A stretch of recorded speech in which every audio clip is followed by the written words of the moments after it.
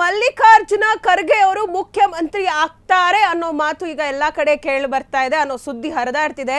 ಇಲ್ಲಿ ದಿನ ಬೆಳಗಾದ್ರೆ ಜನ ನಮ್ಗೆ ಆ ಕಷ್ಟ ಪರಿಹಾರ ಆಗಿಲ್ಲ, ಈ ಕಷ್ಟ ಪರಿಹಾರ ಆಗಿಲ್ಲ ಅಂತಂದ್ರೆ ಈಗ ಮತ್ತೆ ಮುಖ್ಯಮಂತ್ರಿ ಯಾರಾಗ್ತಾರೆ ಅನ್ನೋ ಒಂದು ಸುದ್ದಿ ಸದ್ದನ್ನ ಮಾಡ್ತಾ ಇದೆ. ರಾಜ್ಯದಲ್ಲಿ ಮತ್ತೆ ದಲಿತ ಸಿಎಂ ವಿಚಾರ ಸದ್ದನ್ನ ಮಾಡ್ತಾ ಇದೆ. ಖರ್ಗೆ ಪರ ಬ್ಯಾಟಿಂಗ್ ಬೀಸಿದ್ದಾರೆ ಪರಮೇಶ್ವರ್ ಅವರು. ಪಕ್ಷ ನಿರ್ಣಾಯಕ ಸ್ಥಾನದಲ್ಲಿ ಮಲ್ಲಿಕಾರ್ಜುನ ಖರ್ಗೆ ಅವರು ಇದ್ದಾರೆ. ಹಾಗೆ ಸಿಎಂ ಯಾರಾಗಬೇಕೆಂದು ನಿರ್ಧಾರ ಮಾಡುವವರು ಅವರೇ ಆಗಿರ್ತಾರೆ.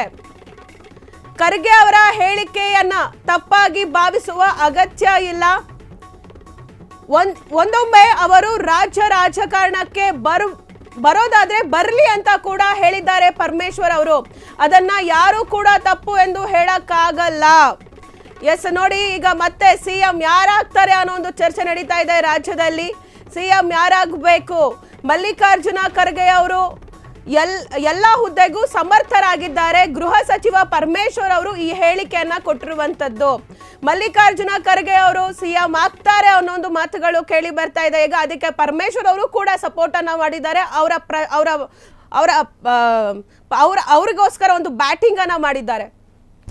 ಕಾಂಗ್ರೆಸ್ ದಲಿತರನ್ನ ಮತ ಬ್ಯಾಂಕ್ ಆಗಿ ಬಳಸ್ಕೊಳ್ತಾ ಇದೆ ಅನ್ನೋದಕ್ಕೆ ಖರ್ಗೆ ಅವ್ರ ಹೇಳಿಕೆನೇ ಸಾಕ್ಷಿ. ಖರ್ಗೆ ಅವರು ಸಿಎಂ ಬೈಕೆ ವ್ಯಕ್ತಪಡಿಸಿರೋದೆ ಅಂತ ವಿಜಯೇಂದ್ರ ಹೇಳಿದ್ರು. ನೋಡಿ, ಖರ್ಗೆ ಅವರು ಬಗ್ಗೆ ಈಗ ಯಾರ್ಯಾರು ಮಾತಾಡಿದಾರಲ್ಲ, ಅವ್ರು ಯಾರು ಖರ್ಗೆ ಅವ್ರ ಬಗ್ಗೆ ಮಾತನಾಡುವಷ್ಟು ಹಂತಕ್ಕೆ ಅವ್ರು ಯಾರು ತಲುಪಿಲ್ಲ. ಖರ್ಗೆ ಅವರು ನಮ್ಮ ಪಕ್ಷದಲ್ಲಿ ಅಷ್ಟೇ ಅಲ್ಲ, ಈ ರಾಷ್ಟ್ರದ ರಾಜಕಾರಣದಲ್ಲಿ ಒಬ್ಬ ಹಿರಿಯ ಮುಖಂಡರು, ಮತ್ತು ಅದನ್ನು ನಾವು ಪರಿಗಣಿಸಬೇಕಾಗ್ತದೆ. ಅವರು ಹೇಳುವಾಗ ಅವ್ರ ಮೇಲೆ ಟೀಕೆ ಟಿಪ್ಪಣಿಗಳು ಮಾಡೋದು ಅಷ್ಟೊಂದು ಸರಿ ಕಾಣಿಸಲ್ಲ. ಖರ್ಗೆ ಅವರು ಎಲ್ಲ ಹುದ್ದೆಗಳಿಗೂ ಸಮರ್ಥರಿದ್ದಾರೆ, ಅನುಭವ ಇದೆ, ಸುದೀರ್ಘವಾದಂಥ 50 ವರ್ಷದ ರಾಜಕಾರಣ ಮಾಡಿದ್ದಾರೆ.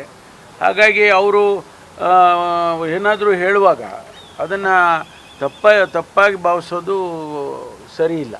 ಕೆಲವರು ರಾಜ್ಯಕ್ಕೆ ಬರಲಿ, ಅವರು ತಪ್ಪು ಏನಿಲ್ಲ. ಅವರೀಗ ನೋಡಿ, ನಮ್ಮ ಪಕ್ಷದಲ್ಲಿ ಅವರೇ ನಿರ್ಣಾಯಕ ಸ್ಥಾನದಲ್ಲಿದ್ದಾರೆ. ಯಾರನ್ನು ಮುಖ್ಯಮಂತ್ರಿ ಮಾಡಬೇಕು ಅಂತೇಳಿ ತೀರ್ಮಾನ ಮಾಡೋರೇ ಅವರು, AICC ಅಧ್ಯಕ್ಷರು. ಹಾಗಾಗಿ ಅವರು ಒಂದು ವೇಳೆ ರಾಜ್ಯದ ರಾಜಕಾರಣಕ್ಕೆ ಬರ್ತೀವಿ ಅಂತ ಹೇಳಿದ್ರೆ ಅದು ತಪ್ಪು ಅಂತ ಯಾರು ಅರ್ಥೈಸಬಾರ್ದು. ಕಾಂಗ್ರೆಸ್ ದಲಿತರನ್ನ ಮತ ಬ್ಯಾಂಕ್ ಆಗಿ ಬಳಸ್ಕೊಳ್ತಾ ಇದೆ ಅನ್ನೋದಕ್ಕೆ ಖರ್ಗೆ ಅವ್ರ ಹೇಳಿಕೆನೇ ಸಾಕ್ಷಿ. ಖರ್ಗೆ ಅವರು ಸಿಎಂ ಬೈಕೆ ವ್ಯಕ್ತಪಡಿಸಿರೋದೆ ಅಂತ ವಿಜಯೇಂದ್ರ ಹೇಳಿದ್ರು. ನೋಡಿ, ಖರ್ಗೆ ಅವರು ಬಗ್ಗೆ ಈಗ ಯಾರ್ಯಾರು ಮಾತಾಡಿದಾರಲ್ಲ, ಕ್ಷಣ ಕ್ಷಣದ ಸುದ್ದಿಗಳಿಗಾಗಿ ಫ್ರೀಡಂ ಟಿವಿ ಸಬ್ಸ್ಕ್ರೈಬ್ ಮಾಡಿ, ಲೈಕ್ ಮಾಡಿ ಹಾಗೂ ಫಾಲೋ ಮಾಡಿ. ಹೊಸ ಸುದ್ದಿಗಳ ನೋಟಿಫಿಕೇಶನ್ಗಾಗಿ ಬೆಲ್ ಐಕಾನ್ ಮೇಲೆ ಕ್ಲಿಕ್ ಮಾಡಿ.